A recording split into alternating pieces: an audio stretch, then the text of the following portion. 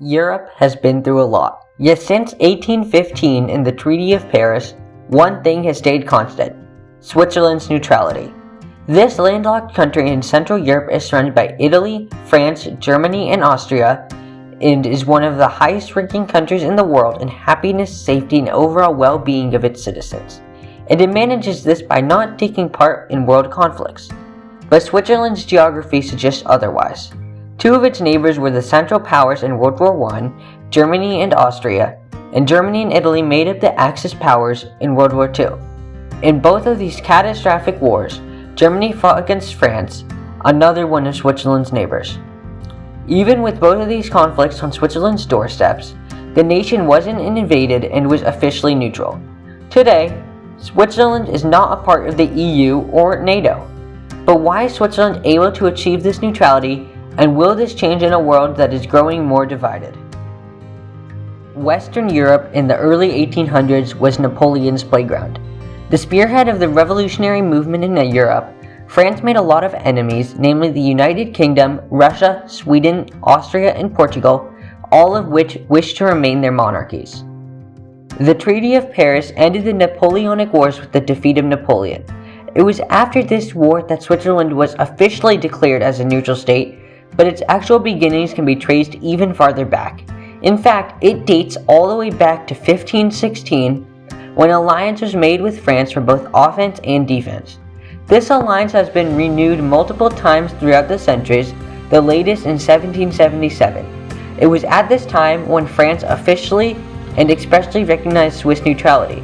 For centuries, Switzerland has been divided into provinces called cantons, each with its own set of laws and governing. Napoleon exploited this division and invaded Switzerland in the early 1800s, despite France's recognition of Switzerland's neutrality. At this point, Switzerland changed its position in the Napoleonic Wars and allowed the Allies, which consisted of monarchies like the English and Austrians, to peacefully enter Switzerland. 1814 marked the conclusion of the Napoleonic Wars.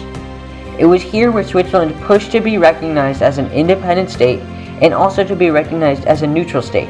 Both of these wishes were granted, and Switzerland officially became a neutral power. Switzerland also secured the bishopric of Basel and Geneva as part of Swiss territory. Switzerland's neutral state served as a buffer zone in the region.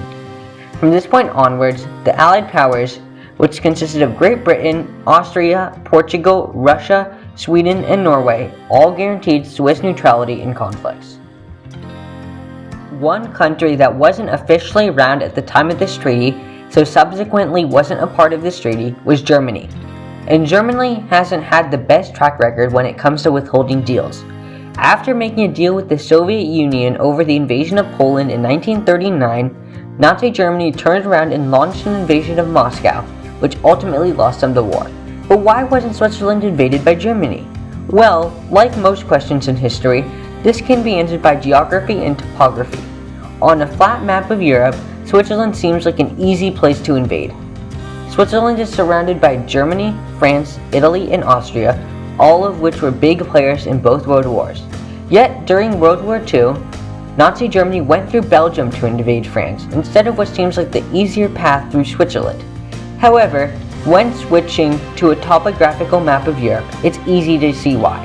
Nearly the entire southern and central portion of Switzerland lies within the towering Alps mountain range, with peaks soaring as high as 4,810 meters or 15,780 feet. This makes any invasion from the south, west, or east into Switzerland nearly impossible, since opposing troops would need to battle against steep terrain, high winds, and dangerous snowstorms.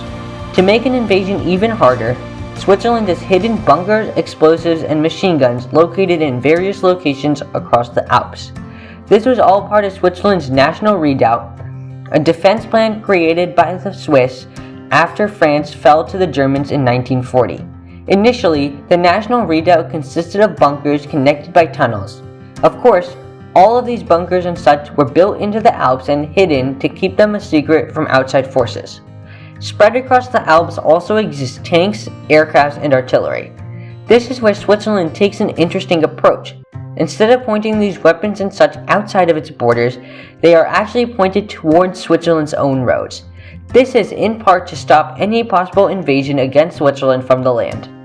All of these insane defenses helped Switzerland to achieve neutrality. This didn't stop Nazi Germany from attempting an invasion, however. During World War II, Switzerland shot down any Luftwaffe or other military aircraft flying over the country, Allied and Axis alike. But why weren't any ground invasions attempted against Switzerland? Well, apart from the Switzerland National Redoubt, the country has a surprisingly strong military. Despite not taking part in any military alignments, all men that are deemed fit are required to serve in the military. Although the number has fallen, Switzerland's military numbers 2 decades ago were nearly 750,000 active personnel, about 10% of their entire population at the time. Switzerland also has one of the highest gun ownership rates in the world, and former military personnel would take their military rifles home in case they needed them to defend Switzerland. Back during World War I, over 200,000 troops were deployed to various regions across Switzerland to fend against any attack. This insane military presence in Switzerland for national defense, along with its outstanding geographical advantages and its expansive defense system in the form of the National Redoubt, are all major reasons why it's able to achieve neutrality. If you made it this far, I hope you enjoyed. Please comment below on what videos I should make next and consider subscribing. Thank you.